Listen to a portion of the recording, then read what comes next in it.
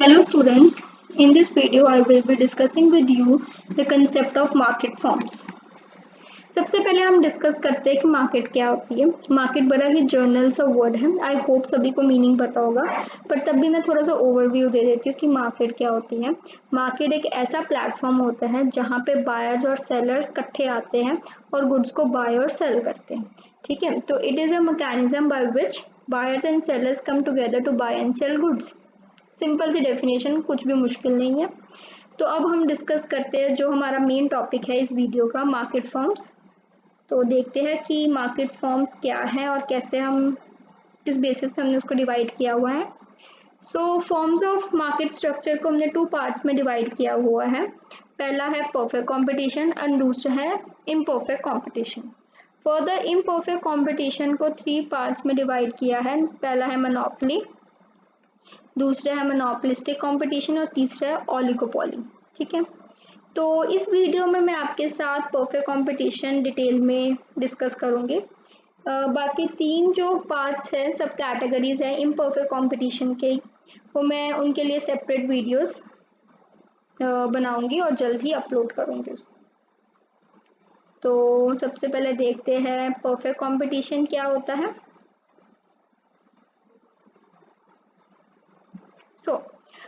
Perfect competition एक ऐसा market structure होता है जिसमें लार्ज नंबर ऑफ बायर्स होते हैं और लार्ज नंबर सेलर्स होते हैं, ऑफ सेलर्स होते हैं, जो गुड्स को बाय एंड सेल करते हैं। पर कौन से गुड्स को बाय एंड सेल करते हैं? होमोजीनियस प्रोडक्ट्स को बाय एंड सेल करते हैं। होमोजीनियस प्रोडक्ट्स को मैंने एम्फेसिस क्यों दी? क्योंकि होमोजीनियस प्रोडक्ट्स यहाँ पे बहुत इंपॉर्टेंट है। होमोजीनियस प्रोडक्ट्स मतलब एक जैसे प्रोडक्ट्स, बिल्कुल सेम डिटो कॉपी प्रोडक्ट्स की होनी चाहिए। ठीक है, मतलब लार्ज नंबर ऑफ सेलर्स जो गुड्स को प्रोड्यूस कर रहे हैं, मतलब सेल कर रहे हैं मार्केट में, वो होमोजीनियस प्रोडक्ट्स को सेल करते हैं मार्केट में। और जो बायर्स गुड्स को बाय करने वाले होते हैं, वो होमोजीनियस प्रोडक्ट को, एक जैसे प्रोडक्ट्स को मार्केट में से खरीदते हैं। ठीक है, तो और इसमें ये मार्केट में क्या होता है कि नंबर ऑफ फर्म्स जो गुड्स को एक्चुअली प्रोड्यूस करती है, जब हम उसका कलेक्शन कर दें, ठीक है, तो उसको हम क्या बोलते हैं? इंडस्ट्री। नंबर ऑफ फर्म्स जब परफेक्ट कंपटीशन में उसका हम उनको इकट्ठा कर दे, तो उनको हम क्या करते हैं? उनकी कलेक्शन को हम क्या कहेंगे? इंडस्ट्री। और जो प्राइजेस होते हैं परफेक्ट कंपटीशन में, वो कांस्टेंट रहते हैं, वो सेम रहते हैं। ठीक है, वो चेंज नहीं होते। सो हम देखते हैं कि क्या है perfect competition. It is a market structure where there are large number of buyers and large number of sellers who buy and sell homogeneous products. Number of firms together makes an industry and prices are kept constant in this market situation. I hope आपको meaning clear हो गया जो मैंने अभी बोला है। वैसे मैंने सब कुछ हिंदी में ट्रांसलेट पहले करके आपको समझा दिया था कि परफेक्ट कंपटीशन क्या होता है बेसिकली। अच्छा, अब हम डिस्कस करेंगे फीचर्स ऑफ परफेक्ट कंपटीशन, कि परफेक्ट कंपटीशन में कौन कौन से फीचर एक्चुअली एग्जिस्ट करते हैं। तो डेफिनेशन से अगर मैं फीचर्स आपको बोलूँ निकालने के लिए, तो क्या क्या फीचर्स आप निकाल सकते हो? आई सपोज आप निकालोगे large number of buyers and sellers, एक ये फीचर बन सकता है, एक होमोजीनियस प्रोडक्ट्स फीचर बन सकता है, और प्राइजेस कांस्टेंट होते हैं। ये 3 फीचर्स बन सकते हैं। ठीक है, डेफिनेशन को अगर हम पढ़ें, तो जो फीचर्स मैंने बेसिकली इसके फीचर्स हैं, वो एक एक करके मैं आपको समझाती हूँ कि क्या फीचर्स है परफेक्ट कंपटीशन के। पहला फीचर, जैसे डेफिनेशन में मैंने आपको बोला, निकलता है डेफिनेशन से ही, large number of buyers and sellers. ठीक है, तो क्या है बेसिकली परफेक्ट कंपटीशन में? Large number of sellers goods को सेल करते हैं, होमोजीनियस प्रोडक्ट्स को सेल करते हैं, large number of buyers goods को बाय करते हैं, पर कौन से प्रोडक्ट्स को? होमोजीनियस प्रोडक्ट्स को बाय करते हैं। ठीक है, अब इसमें क्या होता है, इस मार्केट सिचुएशन में इतने large number of buyers and sellers होते हैं कि अगर सपोज करो कुछ बायर्स एंड सेलर्स इंडस्ट्री में से अपना शेयर निकाल भी ले, तो पर्टिकुलर प्रोडक्ट के प्राइजेस के ऊपर कोई फर्क नहीं पड़ता। प्राइजेस जो है वो कांस्टेंट ही रहते हैं। ठीक है, प्राइजेस जो है कांस्टेंट ही रहते हैं। अब मैं ये क्यों बोल रही हूँ कि अगर कुछ बायर्स एंड सेलर्स अपना शेयर निकाल भी ले, अब कुछ बायर्स एंड सेलर्स अगर अपना शेयर निकालेंगे, मतलब डिमांड फॉर प्रोडक्ट क्या हो गई? डिक्रीज हो गई। डिमांड क्या हो गई? डिक्रीज हो गई। और डिमांड के डिक्रीज होने से प्राइजेस क्या होते हैं? प्राइजेस डिक्रीज हो जाएंगे। ठीक है। वैसे तो यही हम अगर इकोनॉमिक्स के स्टूडेंट्स हैं तो अगर आप सोचो अगर डिमांड डिक्रीज हो जाएगी तो प्राइजेस भी ऑटोमेटिकली डिक्रीज हो जाएंगे, पर हमने बोला कि प्राइजेस जो है वो कांस्टेंट ही रहेंगे इस मार्केट सिचुएशन में। वो इसलिए कांस्टेंट रहेंगे क्योंकि इतने large number of buyers and sellers है कि अगर उसमें से कुछ बायर्स एंड सेलर्स अपना शेयर विड्रॉ भी कर लेते हैं तो उस पर प्राइजेस का फर्क नहीं पड़ने वाला, मतलब एग्रीगेट डिमांड या डिमांड ऑफ प्रोडक्ट के ऊपर कोई फर्क नहीं पड़ेगा, जिसके कारण प्राइसेस जो है इस मार्केट सिचुएशन में प्रोडक्ट के प्राइसेस जो है वो कांस्टेंट ही रहेंगे। नेक्स्ट फीचर है होमोजीनियस प्रोडक्ट। तो ये तो आपको पता ही है कि एक जैसे ही प्रोडक्ट्स इस मार्केट सिचुएशन में बाय एंड सेल करते हैं। होमोजीनियस प्रोडक्ट मतलब बिल्कुल डिट्टो कॉपी, कुछ डिफ्रेंसिएशन नहीं होएगा प्रोडक्ट में। ठीक है। अब तीसरा फीचर है free entry and exit of the firm. ये बहुत इंपॉर्टेंट फीचर है। ठीक है। इस फीचर के कारण हम बोलते हैं कि परफेक्ट कंपटीशन के में जो बेसिकली फर्म्स होती हैं वो नॉर्मल प्रॉफिट्स अर्न करती हैं। तो फ्री एंट्री एंड एग्जिट का क्या मतलब हुआ कि कोई भी फर्म इंडस्ट्री में आराम से आ सकती है और इंडस्ट्री में से अपना शेयर विड्रॉ भी कर सकती है, कोई रिस्ट्रिक्शन एज सच उनके ऊपर इम्पोज नहीं की जाती। ठीक है। कोई भी रूल्स एंड रेगुलेशंस ऐसे impose, legal rules and regulation ऐसे इम्पोज नहीं होते कि फर्म इंडस्ट्री में आ नहीं सकती और इंडस्ट्री में से अपना शेयर विड्रॉ नहीं कर सकती। ठीक है। अगर सपोज करो इंडस्ट्री में जो इंडस्ट्री में जितनी भी फर्म्स काम कर रही हैं उनको सुपर नॉर्मल प्रॉफिट्स हो रहे हैं, तो जो बाहर बैठी फर्म्स होंगी ना, मतलब जिन्होंने अपने फर्म्स नई शुरू करनी होगी, जिन प्रोड्यूसर्स ने अपनी फर्म्स नई शुरू करनी होंगी, तो वो ये देखेंगे कि इंडस्ट्री के अंदर फर्म्स जो हैं वो सुपर नॉर्मल प्रॉफिट्स अर्न कर रही है, तो वो अट्रैक्ट होंगी और वो firms, new firms existing industry के अंदर एंटर कर जाएंगी।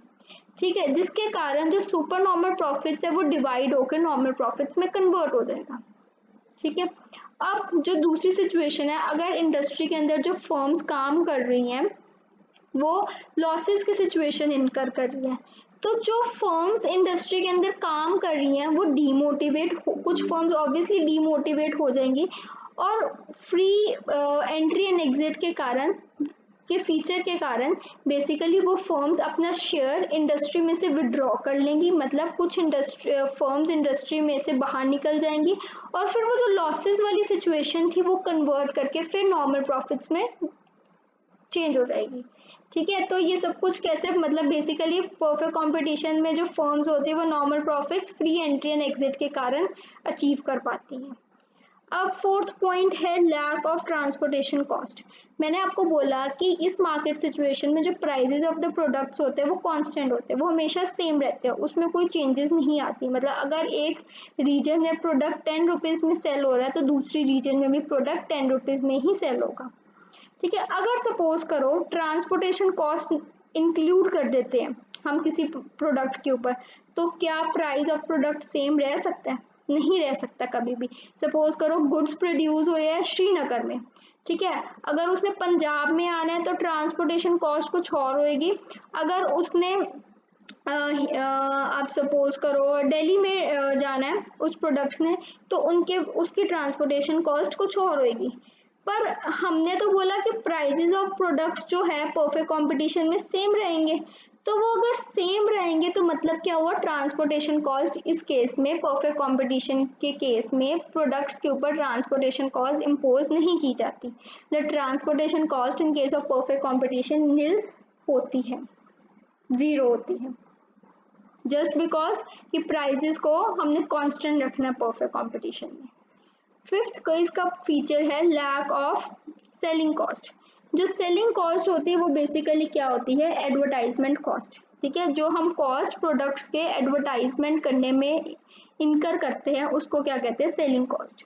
तो होमोजेनियस प्रोडक्ट्स होते हैं, एक जैसे ही प्रोडक्ट्स होते हैं मार्केट में, तो उसमें सेलिंग कॉस्ट इनकर करने का कोई फायदा थोड़ी है। लोगों को तो पूरी इन्फॉर्मेशन है कि अब लोगों को पता है मार्केट में अगर सोप, अगर एक ही किस्म का सोप मार्केट में मिलता है तो उसमें एडवर्टाइजमेंट करने की क्या ज़रूरत है। सभी को पता है, सभी ने सोप तो यूज़ करना ही करना है, तो उन्होंने वही सोप खरीदना है, तो एडवर्टाइजमेंट या सेलिंग कॉस्ट इनकर करने की ज़रूरत ही नहीं है क्योंकि एक ही प्रोडक्ट मार्केट में आता है। अब लास्ट फीचर है AR MR कर्व। कि परफेक्ट कंपटीशन में AR-MR कर्व कैसे का दिखता है। तो मैं आपको बताती हूँ कि AR-MR कर्व जो होता है परफेक्ट कंपटीशन में पैरेलल टू एक्स एक्सिस होता है और दोनों जो AR-MR कर्व्स होते हैं वो कोइंसाइड करते हैं एक दूसरे के साथ। इसकी डायग्राम मैंने ये है। वैसे मैंने रेवेन्यू चैप्टर में भी आपके साथ इन डिटेल डिस्कस किया था कि ये बेसिकली AR-MR कर्व जो है पैरेलल टू एक्स एक्सिस क्यों आए हैं। अगर आपने मेरी वो वीडियो चेकआउट नहीं की तो मैंने डिस्क्रिप्शन बॉक्स में उसका लिंक स्पेसिफाई कर दिया, तो आप वहाँ से देख सकते हो कि AR-MR curve basically parallel to X axis क्यों आए हैं। अब मैं आपके साथ कुछ क्वेश्चंस डिस्कस करती हूँ जो परफेक्ट कंपटीशन के रिगार्डिंग इम्पॉर्टेंट है। पहला क्वेश्चन है कि why AR is equal to MR in the perfect competition. वैसे तो मैंने ऊपर ही आपको बोला है कि अगर आपको इसका आंसर चाहिए तो रेवेन्यू की वीडियो चेकआउट करना, तो आपको इसका आंसर अपने आप मिल जाएगा, पर तब भी मैं आपको डिक्टेट कर देती हूँ वैसे क्या इसका आंसर है, कंसेप्ट समझा देती हूँ, तो आपको ईजिली आइडिया हो जाएगा कि अगर पेपर में क्वेश्चन आता है तो आप कैसे अटेम्प्ट करोगे। देखो, परफेक्ट कंपटीशन आप पहले लिखोगे एक ऐसी मार्केट सिचुएशन है जहाँ पे लार्ज नंबर ऑफ बायर्स है और लार्ज नंबर ऑफ सेलर्स है, जो बायर सेल करते हैं होमोजीनियस प्रोडक्ट्स, और साथ में प्राइसेस जो होते हैं इस मार्केट सिचुएशन में वो कांस्टेंट रहते हैं। जो प्राइसेस होते हैं वो AR के इक्वल होते हैं, ये हमने रेवेन्यू वीडियो में प्रूव किया था। अगर प्राइसेस कांस्टेंट है मतलब AR की वैल्यू जो है परफेक्ट कंपटीशन के केस में वो कांस्टेंट है। अगर AR की वैल्यू कांस्टेंट है उसके हेल्प से हमने TR की वैल्यू कैलकुलेट करनी है, तो हम देखेंगे कि TR की वैल्यू जो है वो इंक्रीज करिए, पर कौन से रेट से इंक्रीज करिए, वो कांस्टेंट रेट से इंक्रीज करिए। जब TR की वैल्यू कांस्टेंट रेट से इंक्रीज करेगी तो हम देखेंगे कि जो MR की वैल्यू भी हम कैलकुलेट करेंगे वो कांस्टेंट निकलेगी। जब हम कंपेयर करेंगे AR, MR और TR की वैल्यूज़ तो हमें पता चलेगा कि AR जो है वो एक्चुअली MR की वैल्यूज़ के इक्वल है, बिल्कुल सेम है वैल्यूज़, मतलब AR और MR की।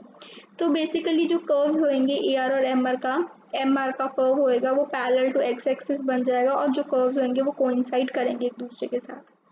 तो अगर ये पेपर में क्वेश्चन आता है तो प्लीज़ जो थ्योरी मैंने बोली है वो उसको लिखने के अलावा जो हमने रेवेन्यू वीडियो में कर्व्स और टेबल बनाए थे in respect to perfect competition वो भी मेंशन करना, तो आपको अच्छे मार्क्स मिलेंगे। अब जो हमारा नेक्स्ट क्वेश्चन है, why a firm under perfect competition is a price taker and not a price maker, ये डिस्कस करते हैं। बेसिकली हमने अभी पढ़ा था कि परफेक्ट कंपटीशन ऐसी मार्केट सिचुएशन है जहाँ पे लार्ज नंबर ऑफ बायर्स होते हैं और लार्ज नंबर ऑफ सेलर्स होते हैं जो बाय एंड सेल करते हैं होमोजीनियस प्रोडक्ट्स, और जो प्राइसेस ऑफ प्रोडक्ट्स होते हैं इस केस में कांस्टेंट होते हैं और नंबर ऑफ फर्म जब टुगेदर मिल जाते हैं तो उसको हम इंडस्ट्री कहते हैं। तो बेसिकली इस मार्केट सिचुएशन में क्या होता है, जो इंडस्ट्री होती है, जो मतलब कलेक्शन ऑफ फर्म्स होती हैं, वो होती है प्राइस मेकर और जो फर्म होती है वो होती है प्राइस टेकर। तो मतलब इंडस्ट्री जो है वो प्राइजेस को डिसाइड करती है और जो वो प्राइस डिसाइड करती है वो ही प्राइजेस जो है फर्म्स को उसी प्राइजेस पे प्रोडक्ट को सेल करना पड़ता है। इस फिगर में जो पार्ट ए है उसमें हमने विद रिस्पेक्ट टू इंडस्ट्री बात की और पार्ट बी जो है उसमें हमने विद रिस्पेक्ट टू फर्म बात की। क्या हुआ कि पार्ट ए में इंडस्ट्री ने प्रोडक्ट की डिमांड कैलकुलेट की और प्रोडक्ट की सप्लाई कैलकुलेट की और डिमांड सप्लाई कर्व्स को एक पॉइंट पे इंटरसेक्ट करवा दिया और वो उसने इक्विलिब्रियम पॉइंट डिटरमाइन कर दिया। बेसिकली वो उसका इक्विलिब्रियम पॉइंट हो गया ई पॉइंट। अब वो इक्विलिब्रियम पॉइंट के विद रिस्पेक्ट उसने डिटरमाइन किया कि क्या क्वांटिटी होनी चाहिए और किस प्राइसेस पे प्रोडक्ट को सेल करना चाहिए। तो उसने देखा कि OQ level of quantity firms को सेल करनी चाहिए at OP level of prices. वो जो OP level of prices industry determine करता है वो ही प्राइसेस जो है फर्म्स देखो अडेप्ट कर लेती, क्योंकि आप कैसे ये चीज़ दे सकते हो कि OP लेवल ऑफ प्राइसेस जो थी उस लाइन को फर्म्स, मतलब वो लाइन जो है वो एक्सटेंड होती होती फर्म्स के पार्ट पे, मतलब फर्म्स के जो पार्ट बी की हम विद रिस्पेक्ट टू बात कर रहे हैं वहाँ पे एक्सटेंड हो गई और फर्म्स ने वही प्राइस को अडॉप्ट कर लिया। ठीक है, अब उसने वो प्राइस को अडॉप्ट क्यों किया, उसके कुछ रीजंस है वो हम डिस्कस करते हैं। पहला रीजन है होमोजीनियस प्रोडक्ट्स। जो प्रोडक्ट्स होते हैं ना परफेक्ट कंपटीशन में वो होमोजीनियस होते हैं, वो सेम होते हैं, उसमें कुछ भी डिफ्रेंसिएशन नहीं होती। ठीक है, जिसके कारण अगर सपोज करो होमोजीनियस प्रोडक्ट्स होने के कारण अगर कोई बेसिकली सेलर डिसाइड करता है कि मैं प्राइजेस ऑफ प्रोडक्ट्स को थोड़ा सा इंक्रीज करता हूँ, मतलब मैं प्राइजेस को थोड़े से इंक्रीज कॉस्ट पे सेल करूँगा, तो होमोजीनियस प्रोडक्ट के कारण बेसिकली जो बायर होगा उसको पता होगा कि इस प्राइस का बेसिकली रेट क्या है, तो वो उस सेलर से प्रोडक्ट को नहीं खरीदेगा, जिसके कारण उसको जो इंडस्ट्री ने डिसाइड किया होता है प्राइस, उस पर ही गुड्स को सेल करना पड़ता है। दूसरा रीजन है number of firms. Number of firms में क्या आता है कि number of firms in the perfect competition is so large that no individual firm by withdrawing from the market can cause any significant change to the total market supply. Accordingly, market prices do not change in case of perfect competition. क्या होता है basically कि वैसे तो मैंने ये point आपको ऊपर भी समझा दिया, पर एक बार दोबारा से बता देती हूँ कि परफेक्ट कंपटीशन में फर्म्स इतनी ज़्यादा लार्ज नंबर की होती है कि अगर सपोज करो कुछ सिलेक्शन ऑफ फर्म्स, कुछ पार्ट ऑफ फर्म्स अपना शेयर मार्केट से विड्रॉ भी कर लेती है, मतलब इंडस्ट्री में से अपना शेयर निकाल भी लेती है, तो उससे तो सप्लाई पे कोई फ़र्क नहीं पड़ता, क्योंकि इतने लार्ज नंबर ऑफ फर्म्स होते हैं तो उससे मार्केट की सप्लाई पे कोई फ़र्क नहीं पड़ता, जिसके कारण प्राइजेस पे भी कोई फ़र्क नहीं पड़ता और प्राइजेस जो है प्रोडक्ट के वो सेम ही रहते हैं। और लास्ट रीज़न है losses if lower prices are fixed, कि अगर जो बेसिकली बेसिकली जो फर्म है अगर प्राइजेस लो पे सेल करने का डिसाइड करती है, वो सोचती है कि अगर मैं प्राइजेस को लो कर देता हूँ तो मेरे जो मार्केट का शेयर होएगा तो वो इंक्रीज हो जाएगा, तो वो ये चीज़ गलत सोचती है, क्योंकि अगर वो लो प्राइजेस पे प्रोडक्ट्स को सेल करते हैं तो उसको लॉसेस होते हैं, और लॉसेस होने के कारण फर्म्स बेसिकली लॉसेस बेयर कर नहीं पाएगी और उसको इंडस्ट्री से एक ना एक टाइम पे एग्जिट करना ही पड़ेगा। इसी कारण परफेक्ट कंपटीशन के केस में जो प्राइजेस होते हैं वो सेम रहते हैं, वो कांस्टेंट रहते हैं, और जो प्राइजेस है वो बेसिकली कौन डिसाइड करता है, इंडस्ट्री डिसाइड करता है, और फर्म्स को वो प्राइजेस को अडॉप्ट करना पड़ता है, मतलब उसके प्राइजेस को मानना पड़ता है। That's all for the perfect competition. Next video मैं बनाऊंगी आपके लिए मोनोपोलिस्टिक और ओलिगोपोली के लिए, तो stay tuned to my channel. If you like this video, do click on the like button and subscribe my channel and share it among your friends. And if you have any suggestions, to write in the comment section. This actually motivates me to make more such videos on different concept of economics. And moreover, if you have any queries related to economic subject, to write in the comment section. Thank you for now.